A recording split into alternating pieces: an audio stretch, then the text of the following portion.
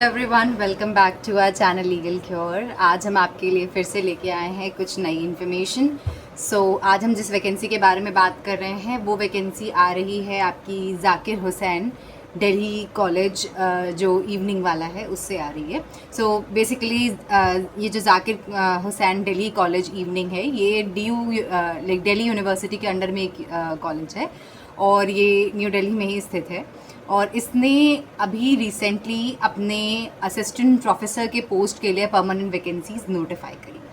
तो अगर आप इसका नोटिफिकेशन देखेंगे तो आपको ये पता चलेगा, ये जो वैकेंसीज आई हैं ये बहुत सारे 5 डिफरेंट फील्ड्स में आई हैं। ये परमानेंट वैकेंसी हैं और अगर आप देखें तो इसमें 6 सीट्स है, टोटल 6 पोस्ट आई हैं।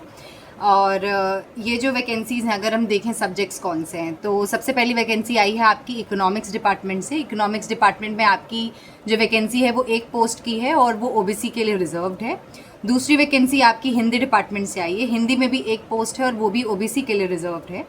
तीसरी पोस्ट आपकी आई है हिस्ट्री डिपार्टमेंट से, एक पोस्ट है उसमें भी और वो भी ओबीसी के लिए रिजर्व्ड है। चौथी पोस्ट जो आ रही है वो आपकी पॉलिटिकल साइंस डिपार्टमेंट से आ रही है, इसमें 2 पोस्टें हैं और ये दोनों की दोनों पोस्ट अनरिजर्व्ड हैं। और लास्ट जो आपका 5वां एरिया है जिससे ये वैकेंसी एक्टिव चल रही है वो है आपका उर्दू में आपकी एक सीट आई है और एक सीट ये जो है ये शेड्यूल्ड कास्ट के लिए रिजर्व्ड है। कुल मिलाकर के 6 पोस्ट इस वक्त नोटिफाइड हैं। और ये जो पोस्ट हैं, अब इसमें अगर आप देखेंगे इसका पूरा सिस्टम, तो अगर हम अब इसकी एलिजिबिलिटी पे बात करें तो एलिजिबिलिटी इन्होंने वही रखी है एज पर यूजीसी नॉर्म्स। आपके पास मास्टर्स होना चाहिए with minimum 55% marks plus UGC NET qualification as the case में भी, जो भी आपका सब्जेक्ट है उसके अकॉर्डिंग। और जो भी आपका ये क्वालिफिकेशन है, इसके अलावा इन्होंने कोई पीएचडी वगैरह नहीं मांगी है, बट हाँ ऑब्वियसली अगर पीएचडी वाला कैंडिडेट होगा तो वो एक प्रेफर्ड कैंडिडेट होगा। अब अगर हम बात करें इसमें इसके एप्लीकेशन की, तो इसका जो एप्लीकेशन होना है वो पूरी तरीके से ऑनलाइन होना है। आपको कोई हार्ड कॉपी नहीं देनी है, कुछ नहीं देना है, बहुत ही आसान सा इसमें एप्लीकेशन है। आप सिंपली जो नोटिफिकेशन में दिया हुआ लिंक है, हम आपको नोटिफिकेशन अपने वीडियो के डिस्क्रिप्शन बॉक्स में अटैच करके दे देंगे, आप वहाँ से उसको एक्सेस कर सकते हैं। आप उस पर जाएंगे, आप उस लिंक में अपना जो भी इनका फॉर्म है आप वो भरेंगे एंड वहाँ से आपका एप्लीकेशन कंप्लीट हो जाएगा। इनफैक्ट अगर आपको फॉर्म भरने के लिए हेल्प चाहिए तो हमारा जो चैनल है आपका फॉर्म भरने में भी हेल्प करता है। हम आपके फॉर्म एक रीज़नेबल प्राइस पे भर के आपको देंगे। अब बात करें इसमें रही बात रिजर्वेशन की, तो इसमें सिंस बहुत सारी ऐसी सीट्स हैं जो कि आपकी रिजर्व्ड हैं फॉर एससी एंड ओबीसी, तो उसके अकॉर्डिंग्स में इन्होंने क्लैरिफाई किया है कि आपका जो भी ये रिजर्वेशन होगा ये आपका गवर्नमेंट ऑफ इंडिया की पॉलिसी के हिसाब से गवर्न होगा। दैट इज़ आपका सेंट्रल लिस्ट में आप रिजर्व कैंडिडेट में आने चाहिए। तो अगर आप ओबीसी हैं, अगर आप ऑल इंडिया ओबीसी लिस्ट में अगर आप आ रहे हैं तो आप इररिस्पेक्टिव ऑफ द फैक्ट कि ये दिल्ली यूनिवर्सिटी के अंडर कॉलेज है, आप उसमें ओबीसी की सीट के लिए अप्लाई कर सकते हैं।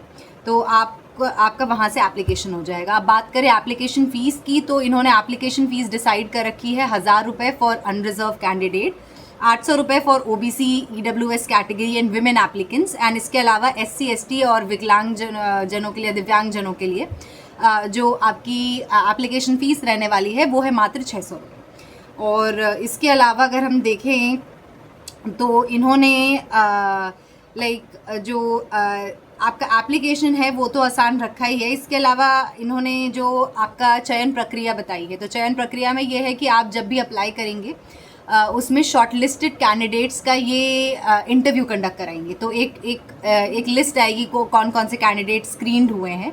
तो सबसे पहले आप अप्लाई करेंगे, अप्लाई करने के बाद एक स्क्रीनिंग कमेटी ये बनाने वाले हैं और उसमें स्क्रीनिंग कमेटी में जो भी आपका एपीआई स्कोर होगा, तो एकेडमिक परफॉर्मेंस इंडेक्स का क्या क्राइटेरिया रहेगा वो भी नोटिफिकेशन में दिया हुआ है, किस चीज़ के कितने मार्क्स हैं क्लियरली मेंशन्ड है। आप वहाँ से अपना एपीआई कैलकुलेट कर सकते हैं और वहाँ से एपीआई के बेस पे आपकी मेरिट लिस्ट बनेगी और उसके बिहाफ पे जो भी कैंडिडेट्स होंगे वो इंटरव्यू के लिए उनको कॉल लेटर इशू होगा। अब इसमें एक चीज़ जो बहुत इंपॉर्टेंट है वो ये है, इन्होंने बोला है, क्लियरली मेंशन किया है कि ऐसे एप्लीकेंट्स जो कि 55 मार्क्स से कम स्कोर कर रहे हैं एपीआई में, तो अगर आपका जो एपीआई है वो बिलो 55 है तो वो उन्होंने क्लियरली मेंशन किया है कि वो शॉर्टलिस्ट होंगे ही नहीं। तो बेसिकली अगर आपका एपीआई 55 क्रॉस नहीं कर रहा है तो अनफॉर्चुनेटली आप इसमें अप्लाई कर भी देंगे तो कोई मतलब नहीं, आप नेक्स्ट स्टेज पे जा ही नहीं पाएंगे। तो ये आपको इंश्योर करना है कि अगर आपकी पीएचडी ना भी हो, क्योंकि पीएचडी के सिंस पूरे पीएचडी के 30 मार्क्स होते हैं जनरली आपके एपीआई में, तो आपको ये इंश्योर करना है आपके पास या तो टीचिंग एक्सपीरियंस हो या तो आपके पास रिसर्च पेपर हो, वरना इस 55 एपीआई का जो मार्क्स है वो क्रॉस करना आपके लिए काफ़ी मुश्किल साबित हो सकता है। इसमें भी ये जो 55 मार्क्स का क्राइटेरिया रखा गया है, इसमें इन्होंने क्लियरली बोला है कि अगर आप SC/ST कैंडिडेट्स हैं या पर्सन विद डिसेबिलिटी हैं तो आपका ये 55 मार्क्स का जो क्राइटेरिया है ये थोड़ा घट करके 50 मार्क्स पे आ जाएगा। तो अगर आप 50 मार्क्स एपीआई में ला रहे हैं तो ही आप शॉर्ट लिस्टिंग के लिए एलिजिबल होंगे, वरना आप शॉर्ट लिस्टिंग के लिए एलिजिबल ही नहीं होंगे। तो आपको वो एक चीज़ कंसीडर करनी पड़ेगी। इन्होंने बाकी और ये भी बताया है कितने लोगों को ये शॉर्ट लिस्ट करने वाले। तो इन्होंने क्लियरली बताया कि अगर एक पोस्ट आई है तो एक पोस्ट की जो पहली सीट होगी, पहले सीट के अगेंस्ट से 40 लोगों को शॉर्टलिस्ट करेंगे। तो जैसे अगर आपका ये जो भी ऊपर डिपार्टमेंट दिया हुआ था, सपोज इसमें जो वैकेंसी है आपकी, ये अगर हम मान के चले, जैसे इसमें सबसे पहली जो वैकेंसी जिसमें एक सीट हुई है आपकी इकोनॉमिक्स की वैकेंसी, इसमें एक सीट है ओबीसी की, तो उस एक सीट के अगेंस्ट में ये सिर्फ और सिर्फ 40 कैंडिडेट को शॉर्टलिस्ट करेंगे। वो भी 40 वो ऐसे होंगे जो 55 एपीआई से अबव ला रहे होंगे। तो उसमें से जो 40 कैंडिडेट होंगे उनको ये इंटरव्यू के लिए कॉल करेंगे। अब इसके अलावा अगर सपोज जैसे किसी फील्ड में 2 वैकेंसी, जैसे आपकी पॉलिटिकल साइंस है, राजनीति विज्ञान जो है, इसमें इन्होंने बताया है कि इसमें 2 वैकेंसी है, तो इसमें पहली वैकेंसी के अगेंस्ट तो ये 40 लोगों को बुलाएंगे, बट जो दूसरी सीट है उसके अगेंस्ट ये सिर्फ और सिर्फ 20 लोगों को बुलाएंगे। तो पहले सीट के अगेंस्ट 40 लोग बुलाए जाएंगे इंटरव्यू के लिए, दूसरी सीट के लिए 20 लोग बुलाए जाएंगे। तो उस हिसाब से ये स्क्रीनिंग की एक लिस्ट बनाएंगे, एक लिस्ट बना के तैयार होगी और उसके हिसाब से फिर आपको इंटरव्यू के कॉल आएंगे। और ये जो सिलेक्शन होना है ये प्योरली इंटरव्यू के बेस पे होना है, कोई एग्ज़ाम वगैरह का प्रावधान ही नहीं है इसमें। तो आपका जो भी इसमें असेसमेंट होगा आपके टीचिंग स्किल्स का, आपके ICT नॉलेज का, बेसिकली आपको कितना स्मार्ट टीचिंग आती है वो सब ये असेस करेंगे। सब ये आपका एक इंटरव्यू के द्वारा ही असेस होना है। तो आपको उस केस में उस इंटरव्यू के लिए भी मेंटली प्रिपेयर्ड रहना होगा। अब बात करें इसके लास्ट डे ऑफ एप्लीकेशन की, तो ये फॉर्म आपके 28 अगस्त 2026 तक एक्टिव रहने वाले हैं।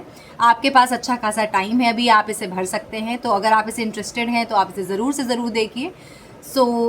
इसके साथ हम आज का वीडियो यहीं पे समाप्त करेंगे। आपको कुछ और इन्फॉर्मेशन चाहिए, कुछ और मदद चाहिए, आप हमें इस वीडियो के माध्यम से, इस वीडियो के कमेंट के माध्यम से आप हमें बता सकते हैं, या फिर आप हमें इंस्टाग्राम पे मैसेज भी कर सकते हैं। So thank you for watching.